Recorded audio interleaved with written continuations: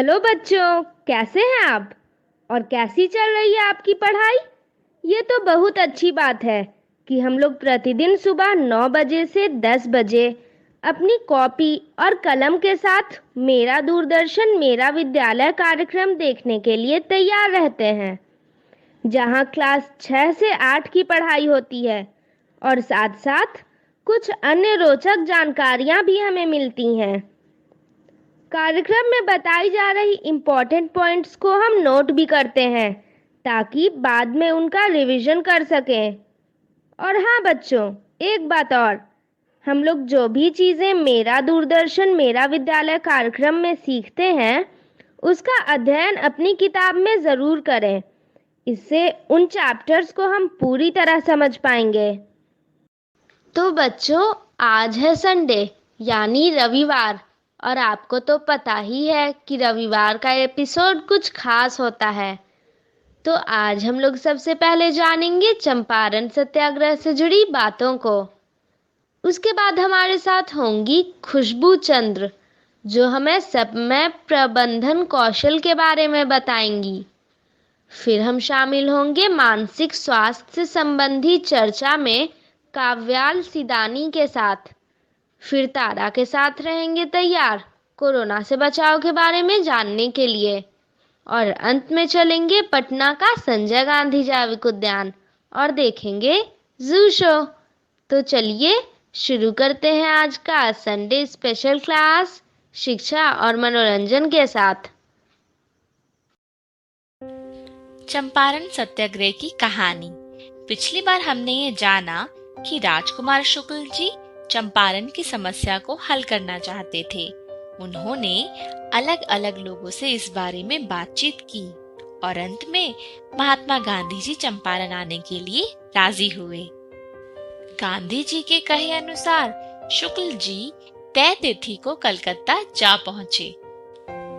कलकत्ता से गांधी जी राजकुमार शुक्ल के साथ पहली बार पटना आए। दोनों राजेंद्र प्रसाद के डेरे पर 10 अप्रैल 1917 को पहुंचे। वहां नौकरों ने कहा कि वकील साहब बाहर गए हैं। नौकरों ने उन दोनों को किसान मुवक्किल समझा, अच्छा बर्ताव भी नहीं किया। शौच और स्नान के लिए बाहर आम शौचालय को ही इस्तेमाल करने के लिए कहा। गांधी जी ने अपने लंदन के सहपाठी पटना के बैरिस्टर मजरूल हक को संदेश भेजा। मजरूल हक मोटर गाड़ी से वहां पर आए। गांधी जी उनके घर गए और उसी दिन वहां से मुजफ्फरपुर के लिए रवाना हो गए।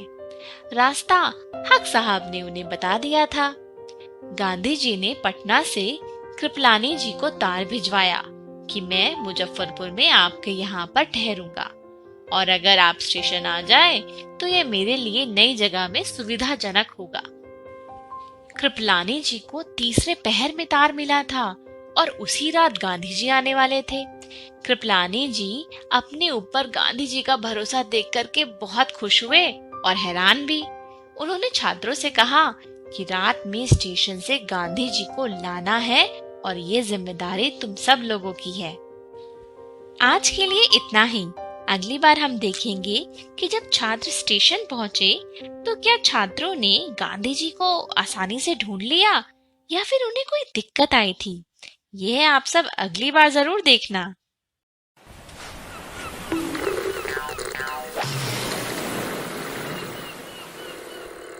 ओह, ये चैप्टर कैसे खत्म होगा? ओह माय गॉड, ये मैथ्स के इतना tough questions. Oh my God, chemistry में भी इतने सारे questions. Oh my God, physics में इतना सारा सब कुछ कैसे मैं हैंडल करूंगी? इतना ज्यादा प्रेशर। ओह माय गॉड, कोई तो मेरी हेल्प करो, मदद करो प्लीज। हेलो एवरीवन, मेरा नाम खुशबू चंद्रा है और मैं माइक्रोसॉफ्ट में एक सॉफ्टवेयर इंजीनियर हूँ। और आज मैं बात करने वाली हूँ कुछ ऐसे टिप्स की जो विद्यार्थियों के समय का सही उपयोग करने में मदद करेंगी, यानी कि time management skills for students. अगर हम एक विद्यार्थी के जीवन को गौर से देखेंगे तो हमें यह पता चलता है कि एक विद्यार्थी का जीवन काफी व्यस्त हो सकता है। अनेक विषयों की पढ़ाई, एग्जाम की तैयारी और होमवर्क भी। इस बीच में एक विद्यार्थी बहुत ही कम समय निकाल पाता है अपनी शौकों को पूरा करने के लिए, अपनी मन पसंदीदा काम करने के लिए, जैसे कि singing, drawing, painting, cricket, badminton. इन सब चीजों के कारण एक विद्यार्थी का जीवन काफी तनावपूर्ण हो सकता है। लाइफ में या किसी परीक्षा में सफलता पाने के लिए ये बहुत जरूरी है कि हम एक बैलेंस या संतुलित दिनचर्या का पालन करें। तो अब मैं कुछ स्टेप्स बताऊंगी समय का सही उपयोग करके सफलता पाने के लिए। पहला स्टेप है एक डेली शेड्यूल बनाना। जैसे मैं 7 से 8 बजे तक अपना टाइम मेडिटेशन और ब्रेकफास्ट को देना चाहती हूँ। 8 से 9 बजे तक मैं न्यूज़पेपर पढ़ना चाहती हूँ। 9 से 12 बजे तक मैं अपना टाइम मैथमेटिक्स में स्पेंड करना चाहती हूँ। 12 से 1 मैंने लंच टाइम फिक्स किया है और 1 से 2 मैंने हॉबी टाइम फिक्स किया है। 2 से 4 बजे तक फिजिक्स के लिए, 4 से 6 बजे तक केमिस्ट्री के लिए, फिर 6 से 7 के बीच में मैं एक छोटा ब्रेक और ले रही हूँ अपने हॉबी के लिए और डिनर के लिए। इससे मुझे ये भी टाइम मिलेगा कि मैं अपने फैमिली मेम्बर से थोड़ी बात कर सकूँ और मैं अपने साइड में जो भी मेरे शौक है मैं उसको भी पूरा कर सकूँ। और 7 से 10 बजे मैंने होमवर्क के लिए बुक किया है और मैंने इस शेड्यूल में 10 से 11 के बीच में रिवीजन का भी टाइम रखा है, ताकि मैं दिन भर में जितनी पढ़ाई की हूँ वो सब मैं रात में रिवाइज कर पाऊँ। दूसरा स्टेप है अपने लिए एक लक्ष्य तय करना। आप जैसे देख सकते हैं कि मेरा ये शेड्यूल ऐसे सेट है, इसको मैंने एक और लेवल पे थोड़ा डिटेल करने के लिए कोशिश की है। और आप यहाँ देखेंगे कि मैं हर एक सब्जेक्ट के लिए लिख रही हूँ कि मैं क्या पढ़ने वाली हूँ। जैसे मैंने मैथ्स में चूज़ किया है, मैं कैलकुलस में टाइम स्पेंड करूँगी। फिजिक्स में मैं मोशन इन अ प्लेन पढ़ूँगी और केमिस्ट्री में स्ट्रक्चर ऑफ अ एटम पढ़ूँगी। तो ये एक और डिटेल लेवल में मेरा शेड्यूल बना है और मुझे पता है कि मेरा लक्ष्य ये है कि इस दिन में मुझे ये सारे चैप्टर्स जो मेरी कक्षा के लिए पर्याप्त है मैं कंप्लीट कर पाऊँ। तीसरा स्टेप है कि अपने आसपास से सारी डिस्ट्रैक्शंस हटाना। डिस्ट्रैक्शंस हटाना क्या होता है? डिस्ट्रैक्शंस हो सकते हैं मोबाइल फोन्स, टीवी, कंप्यूटर, या आसपास में बच्चों की खेलने की शोर, या फिर कहीं दूर से कुछ गाना बजना जो कि आपके जो वो 1 या 2 घंटे की जो टाइम है जहां आप पढ़ाई करना चाहते हैं, जहां आप एक टॉपिक कंप्लीट करना चाहते हैं, वो हो नहीं पा रहा हो। तो ये बहुत ही ज़रूरी है कि आप इन सारे डिस्ट्रैक्शन से दूर रहें। आप एक ऐसे किसी स्थान को चूज़ करें जहाँ पर कि ये सारी आवाज़ें और डिस्ट्रैक्शंस ना हो और आप अपनी पढ़ाई के तरफ ज़्यादा कंसंट्रेट कर पाएँ।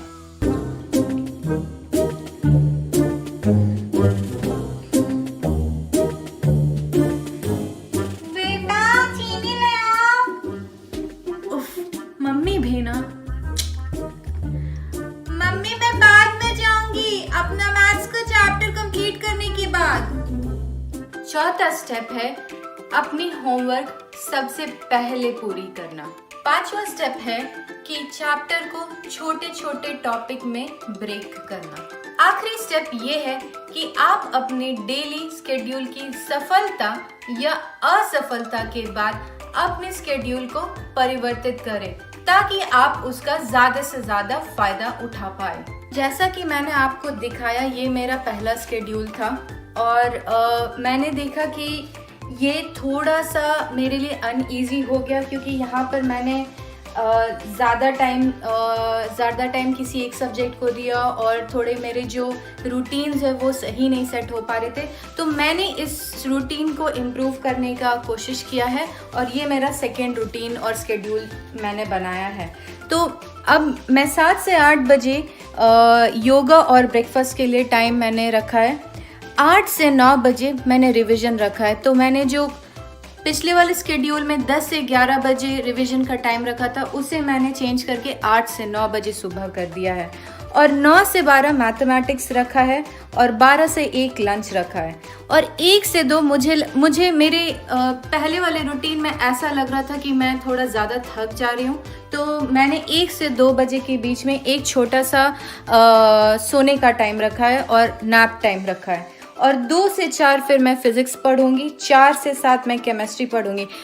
आपके पास हमेशा ये ऑप्शंस है कि ये जो मैथमेटिक्स, फिजिक्स और केमिस्ट्री, आप इन सब्जेक्ट्स को ऊपर नीचे कर सकते हैं डिपेंडिंग आप अपने प्रिपरेशन के बारे में क्या सोचते हैं, आप किस सब्जेक्ट में ज़्यादा टाइम देना चाहते हैं। ये बस एक सैम्पल है, बट कुछ विद्यार्थी ऐसे होते हैं जिन्हें फिजिक्स में ज़्यादा टाइम देना है, तो यू आर ऑलवेज वेलकम कि you can change the schedule here. और मैंने डिनर का टाइम भी चेंज कर दिया। जो डिनर मेरा 6 से 7 था, अभी मैंने 7 से 8 का टाइम रखा है। और मैंने हॉबी का टाइम जो पहले था वो मैंने निकाल के 7 से 8 और 8 से 9 बजे का जो टाइम है, मैं वो खुद को देना चाहती हूँ 2 घंटा, कि मैं थोड़ा रिलैक्स कर पाऊँ, मैं पढ़ाई के अलावा भी कुछ कर पाऊँ, ताकि मैं सफलता की ओर और अच्छे से बढ़ूँ। अब आप यहाँ देखिएगा, मैंने 9 से 11 के बीच में होमवर्क का टाइम रख दिया है। तो मुझे ये लगा कि जो होमवर्क का टाइम था 3 घंटा, मेरी होमवर्क्स उतने नहीं थे, इसीलिए मैंने उसको 3 घंटे से कम करके 2 घंटा कर दिया है। बट यहाँ पर जो होमवर्क वाला टाइम है, आप इसको अन्य विषयों के लिए भी इस्तेमाल कर सकते हैं। जैसे आपकी जो एक्स्ट्रा सब्जेक्ट्स है, मे बी वो कंप्यूटर हो, इंग्लिश हो, हिंदी हो, संस्कृत हो, या जो भी कुछ हो, आप उसको यहाँ पर डाल सकते हैं। और मैंने अब स्लीप का भी टाइम बना दिया है, ताकि मैं जानूँ कि मैं कितने घंटे सो रही हूँ। ये मैंने 11 से 6 बजे तक का किया है, क्योंकि डॉक्टर्स कहते हैं कि 7 घंटे की स्लीप बहुत ज़्यादा ज़रूरी है आपके बॉडी को फ्रेश फील होने के लिए। बट ये थोड़ी पर्सनल चॉइस है, आपके लिए मे बी 6 घंटा या 8 घंटा भी ज़रूरी हो, तो आप इसको चेंज कर सकते हैं। और अगर आप देखें तो मैंने जो स्केड्यूल है 7 बजे से बनाया है, तो इनफैक्ट आपके पास अभी भी 1 घंटा का बफर और है। आप उस टाइम में कुछ और भी कर सकते हैं जो आप चाहते हो। तो देखा जाए तो मेरे पहले रूटीन से ये वाली थोड़ी डिफरेंट है, क्योंकि मैंने देखा कि वो पहली वाली रूटीन मेरे लिए उतनी अच्छी काम नहीं कर रही है। और यहाँ पर भी मैंने अपने लिए टॉपिक्स लिखे हैं, तो मैथ्स में क्या कवर करना है, फिजिक्स में क्या कवर करना है और केमिस्ट्री में क्या कवर करना है। और मैं थोड़ी अपने स्वास्थ्य की तरफ भी ध्यान देना चाहती हूँ, तो मैंने यहाँ पर अपने लिए एक नोट लिखा है कि drink enough water and eat healthy food. ये बहुत ज़्यादा ज़रूरी है कि हम अपने आप को हाइड्रेट करके रखें और हम हेल्दी खाएं, ताकि हमारे दिमाग और हमारी बॉडी तंदुरुस्त रहे।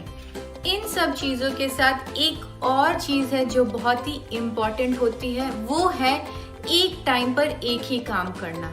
जैसे कि आप मैथ्स पढ़ रहे हो, तो आपने जब मैथ्स स्टार्ट किया हो और आप एक ऐसे किसी प्रॉब्लम में अटके जो आपका सॉल्व नहीं हुआ, और मान लीजिए आपने जब फिजिक्स पढ़ना स्टार्ट किया, तो आप सोच रहे हैं कि आप वो मैथ्स की प्रॉब्लम कैसे सॉल्व करते, तो आप देखिए कि आप फिजिक्स पढ़ने वाले टाइम पे मैथ्स के क्वेश्चन सॉल्व करने की कोशिश कर रहे हैं, तो आपने जो दोनों टाइम हैं उन दोनों का सही से इस्तेमाल नहीं किया है। तो आपको अपने लिए एक कट ऑफ टाइम करना पड़ेगा, जहाँ पर कि आप मैथ्स पढ़ रहे थे, तो आपको मैथ्स से फिर ट्रांजिशन करना पड़ेगा फिजिक्स में, और फिजिक्स से फिर केमिस्ट्री में, इंग्लिश में और ऐसे विषयों में, ताकि आप जो अपने टाइम का है पूरी इस्तेमाल कर पाए। मेरे हॉबीज़ है पियानो प्ले करना और पेंटिंग करना।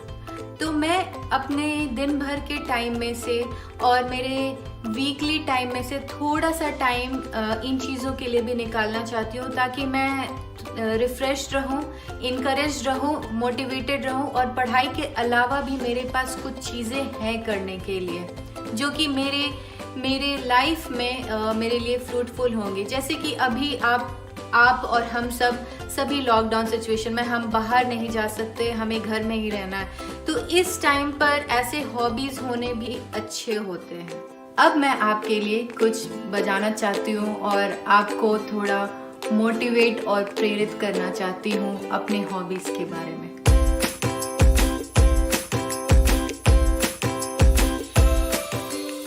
बेटा ये क्या कर रही हो? पढ़ाई नहीं करना? पापा करना है, बट ये मेरा हॉबी का टाइम है, इसीलिए मैं थोड़ा पेंटिंग कर ले रही हूँ। इसके बाद मैं रिवीजन करने वाली जो मैंने दिन भर में पढ़ा था। पढ़ाई के साथ ये बहुत ज़रूरी है कि हम थोड़ी एक्सरसाइज भी करें और अपने मन को फ्रेश रखें।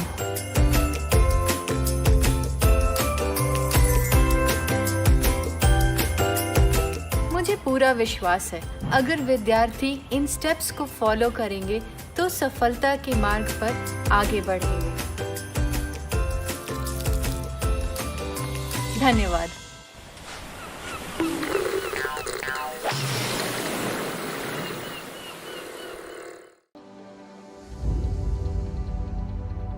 कोरोना से डरे नहीं, एहतियात बरतें। वैसे तो स्वच्छता और व्यक्तिगत साफ सफाई हर समय जरूरी है, लेकिन अभी कोरोना महामारी फैलने के दौर में यह एकदम आवश्यक हो गई है।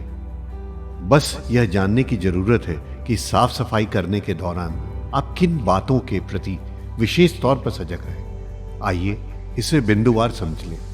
हाथ को अच्छी तरह से साबुन पानी या हैंड वॉश से कम 20 सेकंड तक धोएं या अल्कोहल सैनिटाइजर से साफ करें। होटल या किसी कार्यालय में जाएं तो वहां उपलब्ध हैंड वॉशिंग प्रोटोकॉल के अनुसार अपने हाथों को साफ करें। कोरोना संक्रमित या कोरोना संदिग्ध व्यक्ति या खांस छींक रहे व्यक्ति से कम 1 मीटर की दूरी बनाए रखें। भीड़ भाड़ में मास्क लगाए रखें या मुंह नाक को ढक कर रखें। यदि घर में कोरोना संक्रमित व्यक्ति क्वारंटाइन में है तो उसके व्यक्तिगत उपयोग की चीजों जैसे बर्तन, ग्लास, कप, तौलिया, बिस्तर का इस्तेमाल न करें।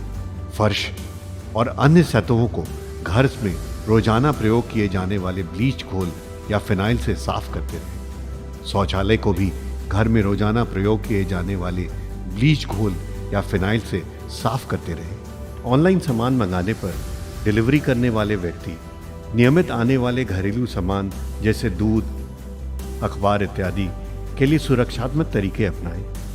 बस, ट्रेन, ऑटो, टैक्सी, दुकान के काउंटर के संपर्क में आने पर भी एहतियात बरतें। जनहित में जारी राज्य स्वास्थ्य समिति बिहार।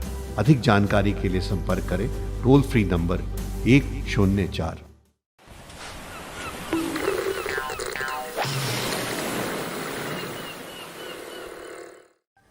नमस्कार, मैं हूं काव्या सिदानी और मैं एक काउंसलर हूं।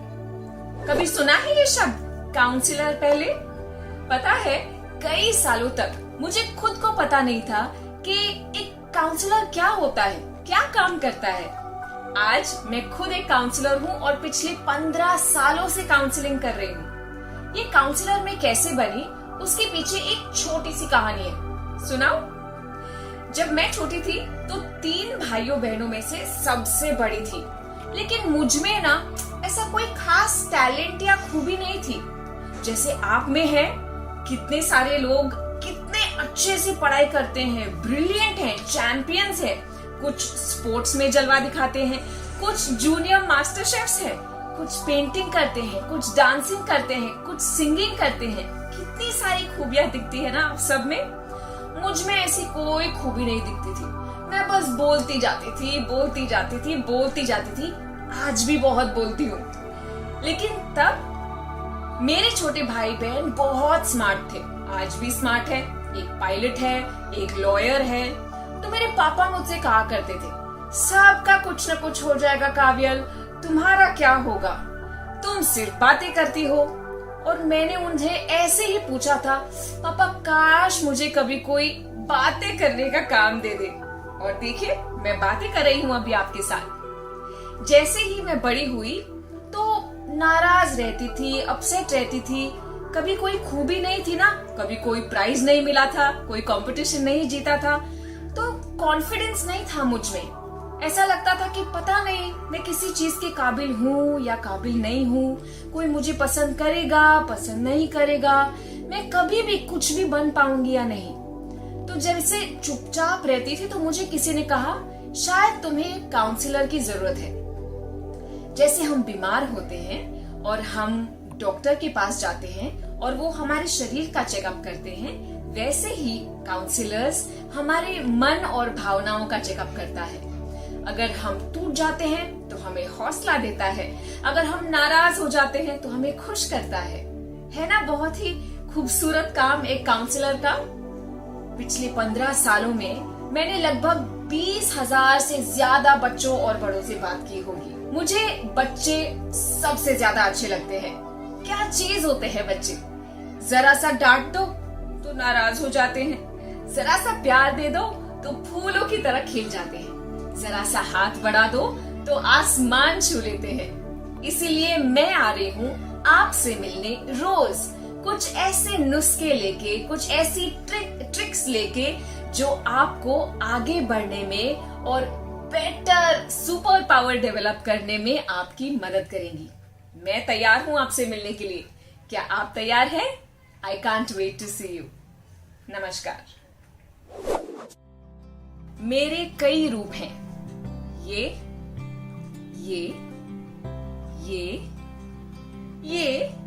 और ये भी। पहचान कौन?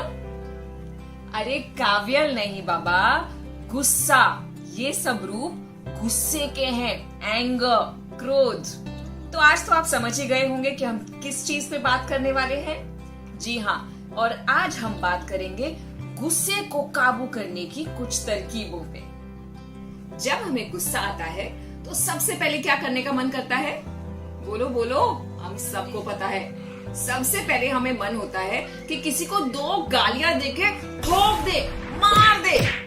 लेकिन अगर ऐसा करेंगे तो या तो हम अस्पताल जाएंगे या तो पुलिस थाने, क्योंकि अगर हमने किसी पे हाथ उठाया तो भैया बहुत बड़ी प्रॉब्लम हो जाएगी। लेकिन हाथ उठाना तो चाहिए, लेकिन किस पे? किसी सेफ चीज पे। ये है मेरा तरकीब नंबर 1, मेरी सबसे फेवरेट तरकीब गुस्सा निकालने की। 2 तकिए लीजिए, उसे अपने ऐसे लैप पे रखिए और मारिए इसे पेट भर के। दिखाऊं कैसे? हंसिएगा मत। अब मैं सोच रही हूँ मैं किसका गुस्सा निकालूं। आ गया समझ में। देखिए मैं अब गुस्सा कैसे निकालती हूँ।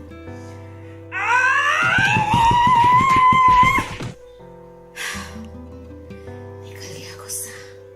तरकीब नंबर 2, इसे बोलते हैं पुशिंग द वॉल, मतलब एक दीवार ढूंढनी है। और जैसे मैंने बताया कि बहुत सारी एनर्जी हमारे शरीर में घूमती रहती है, स्पेशली गुस्से वाली। ये एनर्जी को हमें दीवार पे निकालना है। कैसे? ये सोचना है कि ये दीवार को मैं धक्का मार के आगे लेके जाने वाली हूँ। पूरी ताकत लगानी है, ही मैन सुपरमैन के जैसे। ये देखिए,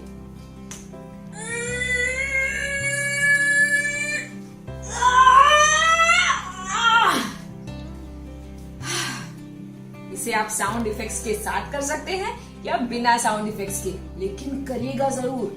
जितनी गुस्से की एनर्जी है ना, वो सब थकान में निकल जाएगी। और ये जब आप कर लेंगे तो आपका शरीर हल्का और रिलैक्स्ड और गुस्सा फ्री हो जाएगा। तरकीब नंबर 3 का नाम है ब्लो आउट, मतलब बाहर फूंक देना। सबसे पहले आपको ये सोचना है कि आपको गुस्सा किस पे आया है। सपोज मुझे गुस्सा आया है किसी राजू नाम के लड़के पे, तो राजू के बारे में सोचना है और अपने हाथों में वो पूरा गुस्सा ऐसे कलेक्ट करना है। अंदर सांस लेके सोचो राजू के गुस्से के बारे में, फिर हाथों को अपने सर के ऊपर से लेके नीचे फेंकना है जमीन की ओर, जोर से राजू का नाम लेते हुए। राजू! ये एक बार फेंक दिया, अब दोबारा, फिर से राजू! दूसरी बार फेंक दिया, अब तीसरी बार बहुत शांति से और नम्रता से इस गुस्से को जमीन पे डालना है। राजू! ये एक्सरसाइज हमारे शरीर से उस गुस्से की एनर्जी को निकाल बाहर फेंकता है। आपकी मुस्कुराहट का और आपकी सेहत का ध्यान रखना, उसका प्रॉमिस मैंने लिया है। इसलिए आप हंसते रहिए, मुस्कुराते रहिए, गुस्से को बाहर फेंकिए और मैं फिर मिलूंगी आपको कुछ और नुस्खे लेकर आपके शो पे। नमस्कार। आप सभी बच्चों से यह अनुरोध है कि आप भी इस प्रतियोगिता में हिस्सा लीजिए और अपनी एंट्रीज को हमारे पास भेजिए। आप अपनी एंट्रीज हमें 3 तरीकों से पहुंचा सकते हैं। पहला, व्हाट्सएप द्वारा इस नंबर पर भेज सकते हैं। नंबर है 9321961744 9321961744। दूसरा, आप हमें ईमेल भी कर सकते हैं इस मेल आईडी पे BEPCDDPROGRAM@gmail.com, या आप हमें डाक के माध्यम से भी अपनी एंट्रीज भेज सकते हैं इस पते पर। गुणवत्ता संभाग, बिहार शिक्षा परियोजना परिषद, शिक्षा भवन, राष्ट्रभाषा परिषद परिसर, सैदपुर, राजेंद्र नगर, पटना 800004। बच्चों, आपको अपनी एंट्रीज हमें इस प्रारूप में भेजनी है। सबसे पहले विद्यार्थी का नाम, फिर विद्यालय का नाम, उसके बाद कक्षा और एकदम अंत में जिला। इस तरह से लिखकर आप अपनी एंट्रीज हम तक पहुंचा सकते हैं। और याद रखें, आप हमें अपनी एंट्रीज आने वाले शुक्रवार शाम 6 बजे तक ही भेज सकते हैं। धन्यवाद।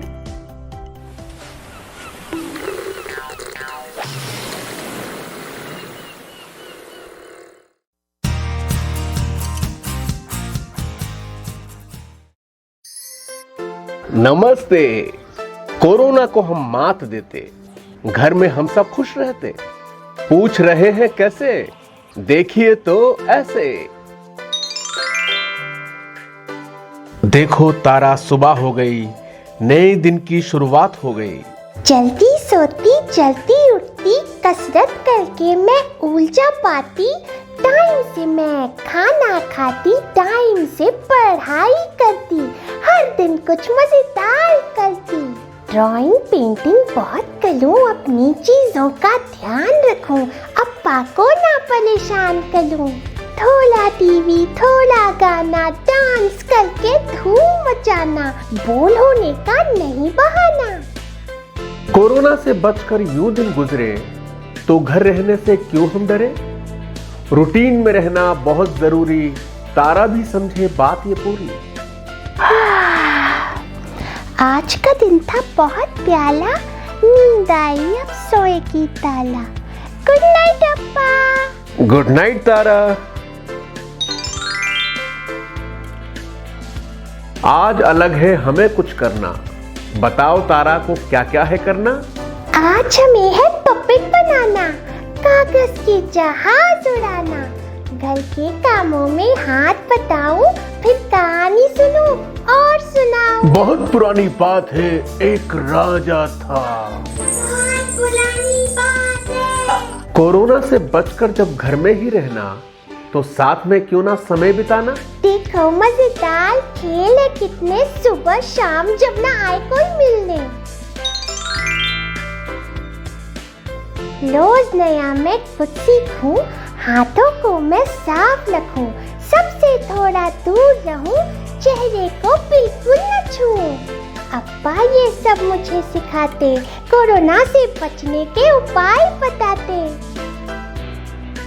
अप्पा मेरी हर मुश्किल सुलझाते, अच्छे से बातें समझाते, नहीं लगाते वो डांट फटकार, मेरी गलती को देते सुधार। और अगर ना सुनूं मैं उनकी बात, तो टीवी फोन टाइम देते हैं काट। टीचर से हम बातें करते, स्कूल की पढ़ाई को भूला करते। हर दिन अप्पा मुझसे पूछकर पढ़ने का समय रोज तय करते। सुबह 1 घंटा, शाम 2 घंटे, सवालों का बक्सा रोज हम भरते। छोटी छोटी कहानी तुम लिखना, स्कूल खुले तो टीचर को दिखाना, हर विषय को फिर से दोहराना, स्कूल खुलने तक भूल न जाना। मुझसे, नानू से पूछ पूछ कर हर मुश्किल सवाल आसान बनाना। जब स्कूल, ऑफिस बाहर न जाना तो अनहोनी नहीं मन का घबराना। किसी बात पे आंसू जो आए, मन भारी लगे कुछ समझ ना पाए, तो दोस्तों को फोन लगाएं,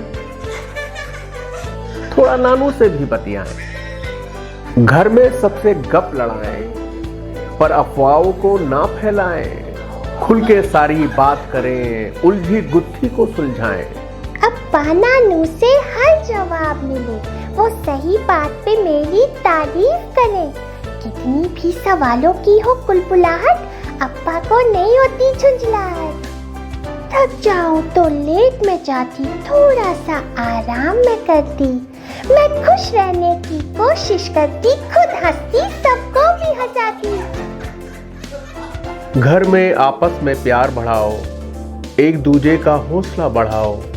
सोचो कि ठीक है हम सब, इस जंग में एक है हम सब।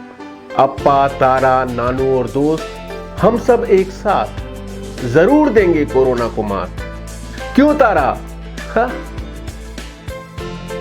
अप्पा और तारा की ओर से बाय बाय, गुड नाइट।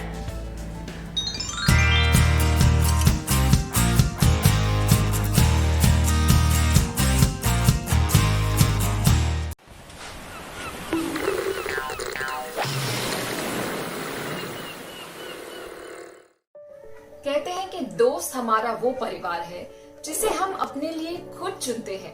तो कभी कभी हमारे दोस्त फैमिली से ज्यादा इम्पोर्टेंट हो जाते हैं। और आपने ये भी देखा होगा कि आपके मम्मी पापा आपको कभी कभी डांट भी देंगे कि तुम्हारा ये दोस्त मुझे पसंद नहीं, उस सहेली के साथ मत रहा करो, उसका इन्फ्लुएंस तुम पर ठीक नहीं। और ये सुनना हमें बिल्कुल अच्छा नहीं लगता, क्योंकि हमें हमारे दोस्त जान से प्यारे हैं। लेकिन क्यों कहते हैं वो हमको ध्यान रखने के लिए? ऐसा क्या हो जाता है हमें जब हम किसी और के दबाव में आते हैं? क्या हमारी आंखों पर एक पट्टी बन जाती है कि हमें क्या सही है क्या गलत है समझ में नहीं आता? शायद ऐसा ही कुछ होता होगा। ये दोस्तों का दबाव हम पे कैसा असर कर सकता है, ये समझने के लिए अगर आपने वो मूवी फैशन देखी है प्रियंका चोपड़ा की, वहां पे आपको समझ में आएगा कि एक अच्छी खासी प्यारी सी लड़की जो एक छोटे शहर से आती है बड़े शहर में, और यहाँ पे मॉडलिंग के चक्कर में या एक्टिंग के चक्कर में वो कुछ ऐसे दोस्तों के साथ मिल जाती है जो सिगरेट पीते हैं, दारू पीते हैं, उनकी आदतें ठीक नहीं हैं, उनके तरीके ठीक नहीं हैं, लेकिन उसे इतना डर लगा रहता है कि अगर मैं इनके जैसी नहीं बनी तो ये लोग मुझे अपनाएंगे नहीं। तो इंडस्ट्री के लोग उसे अपना ले, उसे पसंद करे, उसे अपना समझे, ये उसके लिए इतना जरूरी हो गया था कि उन लोगों के साथ साथ रह के वो अपने आप को ही भूल गई। और अपने आप को भूल के फिर कैसा उसमें फ्रस्ट्रेशन और डिप्रेशन आ गया था, ये मूवी उस बारे में है। कभी मौका मिले तो जरूर देखिएगा। पता है, हजारों साल पहले जब लोग भेड़ियों के जैसे जंगल में रहते थे, इकट्ठा रहते थे, ग्रुप में रहते थे, इंग्लिश में उनको बोलते थे हंटर गैदरर्स। एक साथ क्यों रहते थे? क्योंकि तभी जंगल में बहुत खतरा हो सकता था। कुछ लोग लकड़ियां लेने जाते, कुछ और लोग खाना ढूंढने जाते, कुछ और लोग घर बनाने में लगे रहते। लेकिन इस वक्त अगर कोई जंगल में अकेला रह गया तो उसका मतलब ये है कि वो खो सकता था, कोई जंगली जानवर उसको आके खा सकता था, वो अपने परिवार से जुदा हो सकता था। तब से हमें ये डर लगा रहता है कि अगर मैं अकेली रह गई तो मैं मर जाऊंगी। हालात आज इतने कठोर नहीं हैं, लेकिन हम और हमारा दिमाग वो मेमोरीज को भूल ही नहीं पाता कि आज भी आप कुछ दिनों के लिए अकेले रह गए तो कुछ बिगड़ेगा नहीं, आप सेफ हैं, आप सुरक्षित हैं। तो ये एक साथ बने रहने का जो रहस्य है वो हजारों साल पहले उन जंगलों में से आता है। इस हजारों साल पुराने डर की वजह से हम आज भी कुछ गलत दोस्तों के साथ जमे रहते हैं।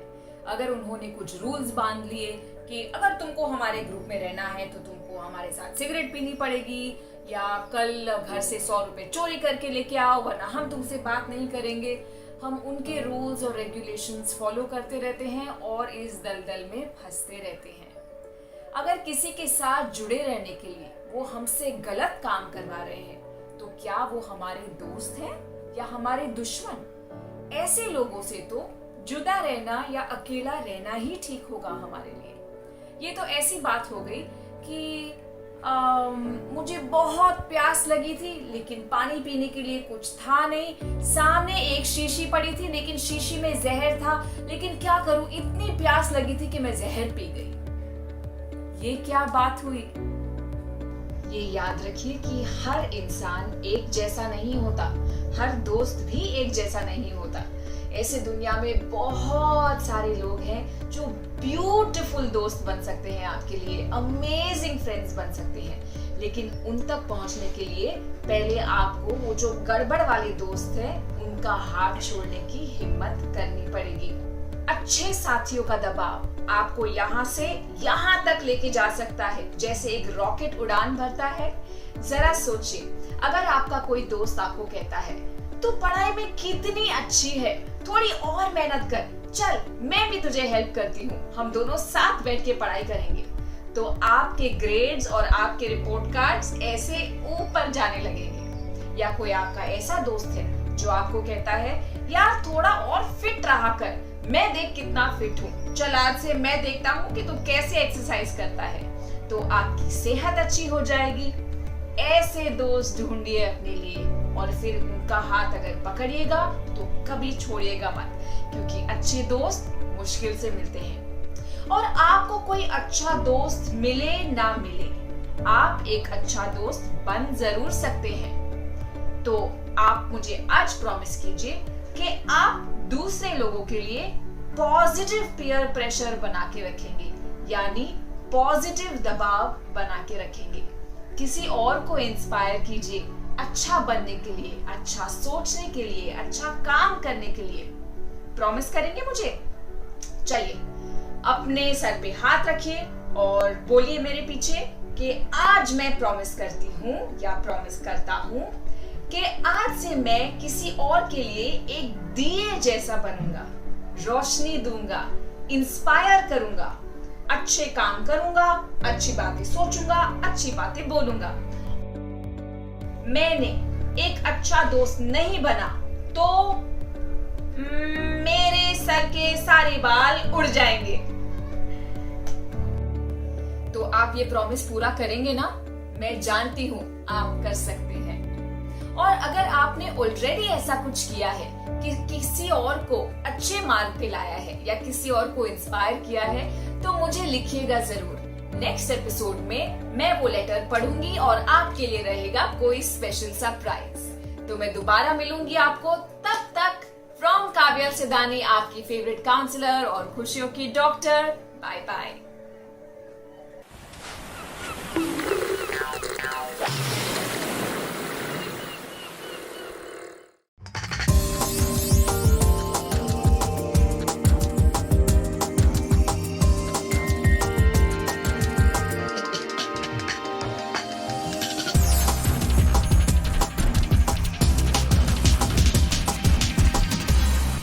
संजय गांधी जैविक उद्यान जू आउटरीच प्रोग्राम में आपका फिर से स्वागत है। आज हम काले हिरण यानी ब्लैक बक के एनक्लोजर के पास चलेंगे और जानेंगे उनसे जुड़ी कुछ रोचक बातें। काला हिरण भारतीय मृग के नाम से भी जाना जाता है। इसे अंग्रेजी में ब्लैक बक कहा जाता है, जबकि इसका वैज्ञानिक नाम एंटीलोप सर्विकार्पा है। ये पूर्णतः शाकाहारी होते हैं और घास खाना इन्हें बेहद पसंद है। इसीलिए ये ज्यादातर घास वाले मैदानों और हल्के घने जंगलों में पाए जाते हैं, जहां आसपास बड़ी नदी और तालाब हों। इनके सिर पर घुमावदार लेकिन बिना शाखाओं वाला सींग होता है, जो वी आकार जैसे लगते हैं। ये सींग ही इनकी पहचान है। इसका चेहरा काले रंग का होता है और आंखों की धारियां सफेद रंग में होती हैं। एक स्वस्थ काले हिरण का औसत जीवन काल लगभग 10 से 15 सालों तक होता है और जंगलों में ये घास और अन्य छोटे पौधों को खाकर जीवित रहते हैं। आमतौर पर नर काले हिरण का औसत वजन 34 से 45 किलोग्राम का होता है, लेकिन मादा काले हिरण नर काले हिरण के अपेक्षा थोड़े कम वजन की होती हैं। मादा काले हिरण की औसत वजन 31 से 39 किलोग्राम होता है। ये एक साधारण आकार का हिरण है जो 60 से 85 सेंटीमीटर ऊंचा होता है। मादा काले हिरण की गर्भावस्था आमतौर पर 160 दिनों की होती है। IUCN ने काले हिरण को लगभग विलुप्त प्राय जानवरों की श्रेणी में शामिल किया है। ब्लैक पग इनकी संख्या पटना जू में जो इनक्लोजर है इसमें लगभग ये 30 की संख्या से में है और ये काफ़ी प्रोलिफिक ब्रीडर होते हैं, काफ़ी तेज़ी से इनकी संख्या बढ़ती है। ये एंटीलोप हैं और दूसरे हिरणों से अलग होते हैं क्योंकि इनमें एंटलर के जगह हॉर्न पाया जाता है। जो ये हॉर्न होते हैं इसका शेडिंग नहीं होता है, ये परमानेंट होते हैं। और ब्लैक बग का जो डिस्ट्रीब्यूशन है वो इंडिया, नेपाल, पाकिस्तान इत्यादि में पाए जाते हैं। मैदानी इलाके में ज़्यादा पाए जाते हैं ये, और ग्रास लैंड्स में रहना इनको ज़्यादा पसंद है जहाँ पानी की उपलब्धता हो। बिहार में ब्लैक बग जो है बक्सर, आरा इत्यादि रेसिडेंशियल इलाके में भी, ग्रामीण इलाके में जहाँ खेती ज़्यादा है वहाँ ये शुरू से रहते आए हैं और वहाँ के लोग इसका संरक्षण में योगदान भी करते हैं। पटना जू में खाने में भूसा और सीजनल ग्रासेस इत्यादि और ट्विक्स, लीफ ट्विक्स इत्यादि दिया जाता है। इसके अतिरिक्त जो इनमें सेक्सुअल डाइमॉर्फिज्म पाया जाता है, जो मेल होते हैं उनका कलर एडल्ट मेल का ब्राउन होता है और नीचे के भाग में ये वाइट होते हैं, जबकि जो फीमेल होती हैं उनका अपर का हिस्सा येलो कलर का होता है, लाइट येलो कलर का, और नीचे जो है वो वाइट होता है। काफ़ी तेज़ी से इनकी जनसंख्या बढ़ती है। पटना जू में भी काफ़ी इनकी संख्या है और इन्हें एक्सचेंज प्रोग्राम के तहत हम दूसरे जू को भी देते हैं। नीलगाय एक बड़ा और शक्तिशाली जानवर है जो भारत के कई हिस्सों में पाया जाता है। नीलगाय भारत में पाई जाने वाली मृग जातियों में सबसे बड़ी है। मादा नीलगाय का रंग मटमैला या भूरा होता है, जबकि नर का रंग नीलापन लिए होता है। नीलगाय दिवाचर यानी दिन में चलने फिरने वाला प्राणी है। ये घास और झाड़ियों के पत्ते के शौकीन होते हैं, पर ये किसान के फसलों पर भी धावा बोलते हैं। इसलिए जानवर खुले घास के मैदानों में भी निवास करते हैं। ये एक शाकाहारी प्राणी है। इसका मुख्य भोजन घास फूस ही है, लेकिन ये फल फूल भी खाते हैं।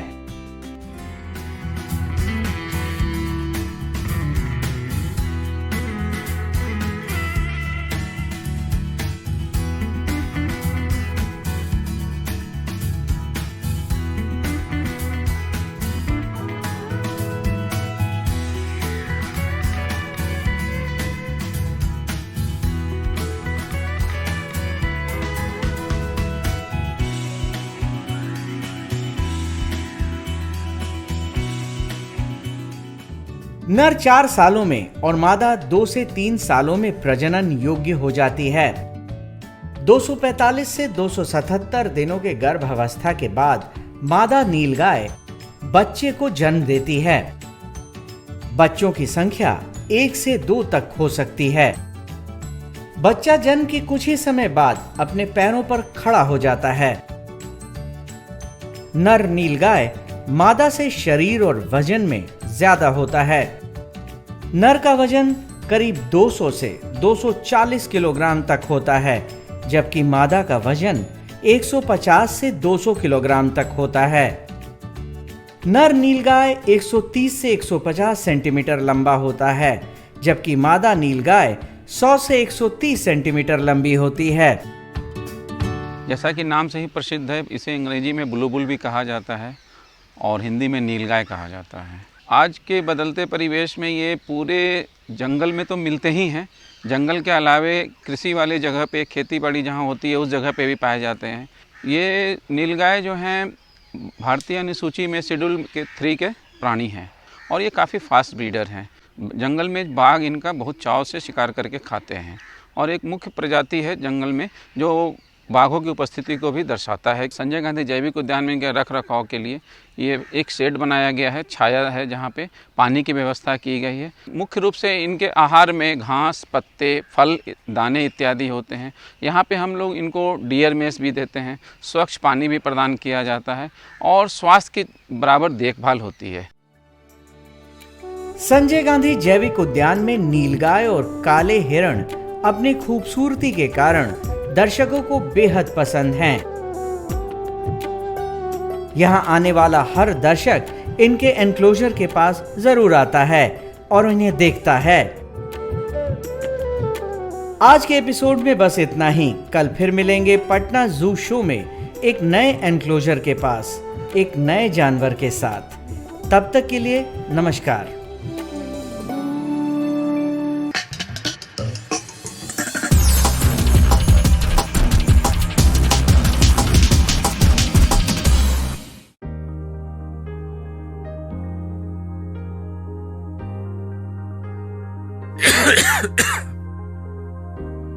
क्या हुआ अली भैया? अरे दीदी, आजकल वो बीमारी फैली हुई है ना, कोरोना, जो खांसने से फैलती है। टीवी पर भी दिखा रहे हैं उसके बारे में। बिल्कुल सही कहा आप लोगों ने, लेकिन हर खांसने वाला व्यक्ति कोरोना से ग्रसित नहीं होता। साथ ही ध्यान देने वाली बात ये भी है कि खांसते या छींकते समय मुंह को ढक लें। ठीक है ना रवि भैया? अच्छा दीदी, अब मैं हमेशा खांसते या छींकते समय मुंह को जरूर ढक लूंगा। पर दीदी, खांसना या छींकना तो सामान्य जुकाम में भी होता है, कोरोना इससे अलग कैसे है? कोरोना में सूखी खांसी, बुखार और सांस लेने में परेशानी जैसे लक्षण होते हैं और संक्रमित व्यक्ति के संपर्क में आने से ये बीमारी फैलती है।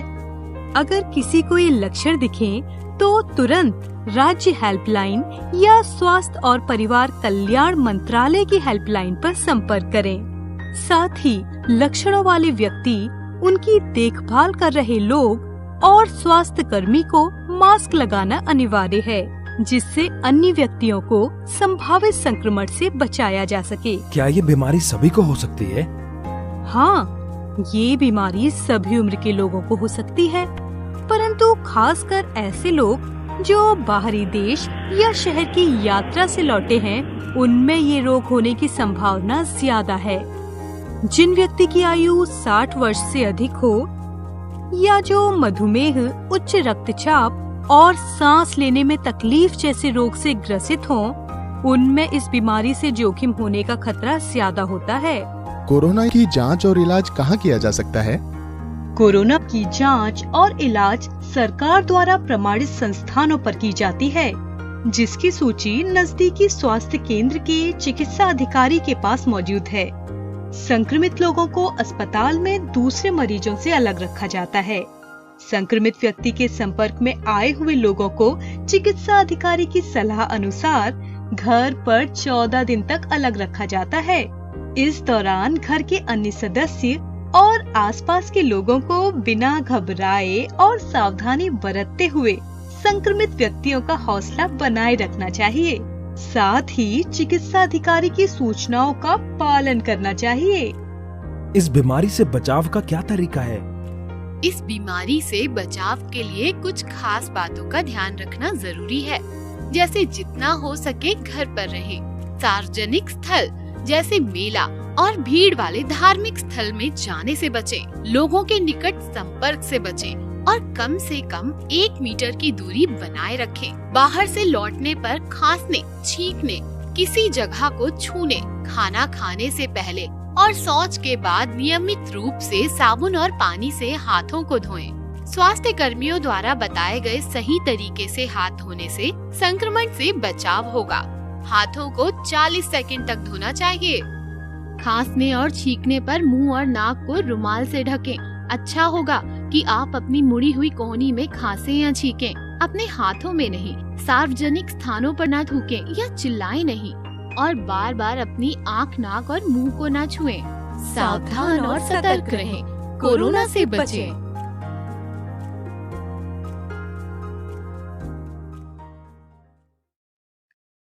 तो आशा करती हूँ बच्चों, आज के एपिसोड में आपने जरूर कुछ नया सीखा होगा। आप अपने विचार हमें स्क्रीन पर दिए गए व्हाट्सएप नंबर 9431043527 या ईमेल आईडी bepcddprogram@gmail.com पर भेज सकते हैं। और हाँ, आप मेरा दूरदर्शन मेरा विद्यालय कार्यक्रम को कभी भी बिहार शिक्षा परियोजना परिषद के YouTube चैनल पर देख सकते हैं। इसके लिए सर्च करें BEPC मेरा दूरदर्शन मेरा विद्यालय और कार्यक्रम को देखें, इम्पोर्टेंट पॉइंट्स को नोट करें और क्वेश्चंस हल करें। इसके अलावा इसके सारे एपिसोड बिहार शिक्षा परियोजना परिषद की वेबसाइट पर डिजिटल लर्निंग सेक्शन में भी उपलब्ध है। विजिट करें www.bepcssa.in। और आपको तो पता ही है कि आप खुद से लिखी कविताएं, कहानियां, पेंटिंग्स या इनके 2 से 3 मिनट के वीडियो भी हमें स्क्रीन पर दिए गए व्हाट्सएप नंबर या ईमेल आईडी पर अपना नाम, कक्षा, विद्यालय का नाम, प्रखंड और जिले के नाम के साथ भेज सकते हैं। हम चुने गए एंट्रीज को आने वाले एपिसोड में प्रसारित भी करेंगे। तो घर पर रहें, पढ़ते रहें, बढ़ते रहें। मिलते हैं अगले एपिसोड में। बाय बाय बच्चों।